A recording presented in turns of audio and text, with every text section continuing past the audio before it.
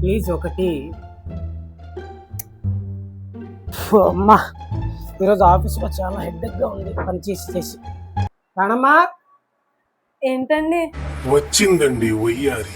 ఆఫీస్లో అలసిపోయాను, ఒకటి. ఇప్పుడేంటి అసలు ఎప్పుడు ఏం మాట్లాడాలో తెలీదా? ఇప్పుడేంటి అసలు ఎప్పుడు ఏం మాట్లాడాలో తెలీదా? ప్లీజ్ ఒకటి.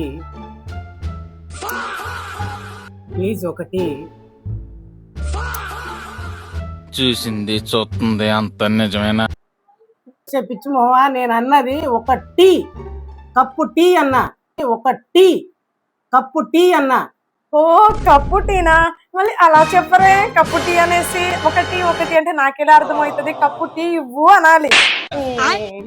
అది అది కూడా అర్థం కాదు, క్లారిటీగా చెప్పరే, ఏం చేయరు.